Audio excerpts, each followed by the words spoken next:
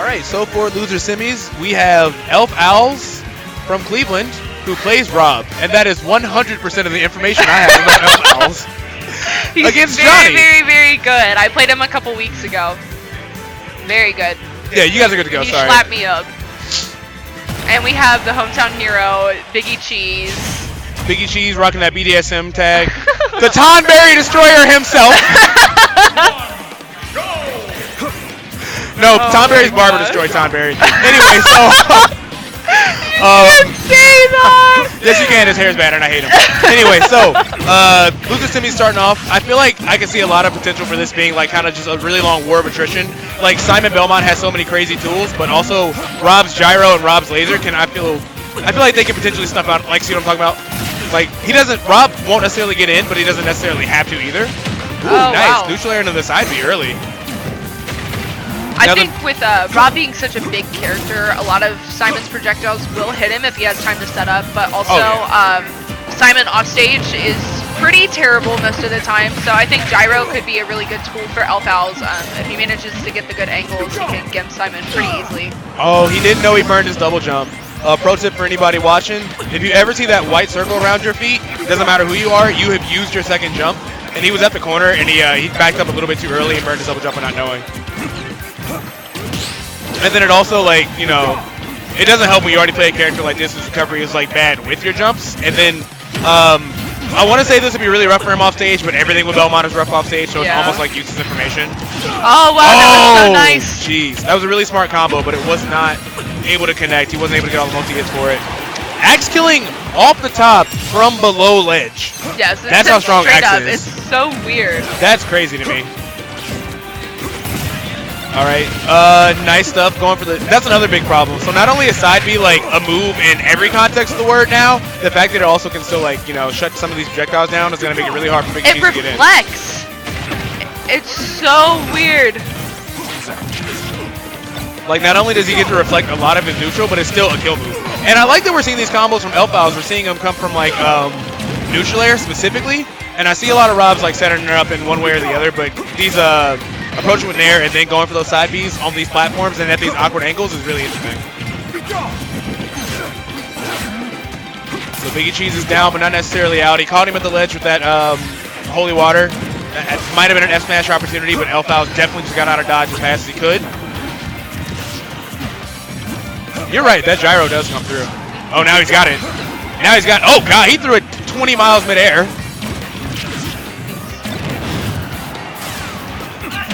All right, so we actually have things just about evened up. Oh, but this is the equalizer. Ouch. Yeah, smart stuff for him, especially taking advantage of the platform. And I don't think up throw had been used at all, so it was like extra safe. That could have been really rough. But again, he is now 0 for 2 on these up Bs, which Johnny is typically really, really good about landing. But he's just been like so slightly out of the way. I like using down tilt as an option to catch the ledge too.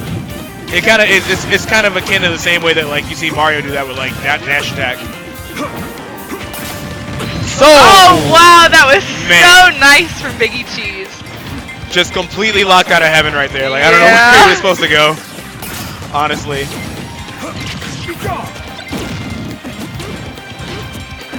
Good pressure coming out of Elfowls.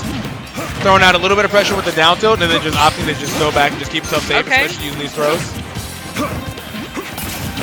Biggie Cheeze brought this back. It's not even, but it looks a lot closer than it did a couple of seconds ago. So. Oh, he's off stage. All right, Elfowls trying to set up the shenanigans himself. I also like that he isn't using like that much laser because that means he's going to have access to like fully charged laser like a lot. Okay. Oh, using the cross on the way back. Almost set up for a sick combo from Biggie Cheeze. This is now pretty much even just about out. This is going to be a really good set, I can tell. I can definitely see this going. Oh, wow. Definitely a game 3. I thought. Oh, gosh. This is neck and neck. Elfowls is just fully committed. He's not approaching until he gets a good time. Throwing out the up air a little bit too early, but the up tilt up air is going to connect. Akin to the same things we'd see in Smash 4. Smart stuff from Elfowls. So he's going to go up game 1. Biggie Cheeze definitely did almost bring that back. There's nothing to necessarily feel like. You never want to feel comfortable, like especially this far in the bracket, but it is nice to know that you can throw out something soft like an up tilt neutral and you can end up getting a full kill for it. Yeah. Do you think we're going to see a switch to Ganon or stay on Belmont? I don't know. I could kind of see this. I mean, it's one of those things where, like, Ganon, I don't think would be, like, a fantastic matchup, but we just pointed out all the, you know, XYZ, all the different things that can go wrong for making Belmont in this situation. Yeah. So, but even despite that, it still went, like, last stock, last hit. Yeah. So I'm honestly not sure. I think the stage choice is definitely going to determine which one he goes. Yeah. This feels like it. Biggie Cheeze's Ganon is nothing to sleep on. It's terrifying. Oh my gosh, Ganon. yes! I love it! You know why I know this is Ganon? Because he took, not only did he counter colonies here with Ganon, which is crazy, but like taking him to this stage, he got some super early kills. So I figured honestly he'd probably take the same bet. And if you can take on a young Link with that caliber of skill as Ganon, then I feel like a Rob is these parries. Also rough, but still doable in his decision making process at least. I didn't know the counterplay to gyro just because Zelda really struggles with projectiles, and so he kept throwing gyro at me when we were playing, and then Rundaman said that you should throw it up so that he can't reuse it, but also it takes forever to come back. So he can't use it against you, but also he can't just pull it out again. Right. That's what I would do too. I used to do it, and then I have like a banana in front and just like set up a wall. That's really gonna be a stop. Yeah. So Yoshi's story, obviously it helps Ganon get his kills, but that side beat really came through on the stage. Even though he was at like a little bit later percents, I know that Ganon's recovery wouldn't have allowed him to make that. And so even if it hadn't outright killed, which it did, I don't think he could have made it back from that at anywhere past like 40 or 50.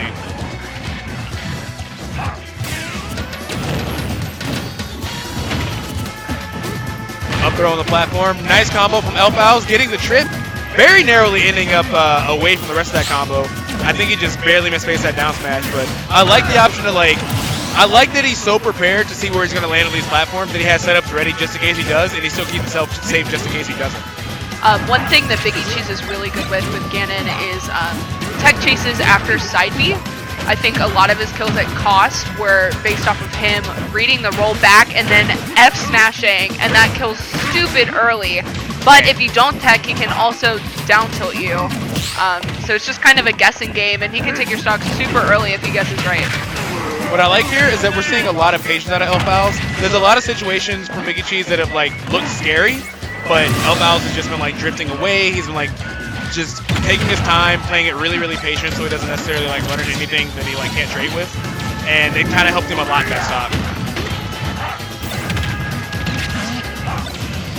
He's really, really good about mixing up like his offense to defense too. Like he started that string and then he just backed right out, so he didn't have to like worry about anything too crazy. I don't think he wanted that. I think he wanted to go for an F tilt instead, but he was holding the gyro. Either way, he does still get a combo, and he actually kills him with that up air even at center stage.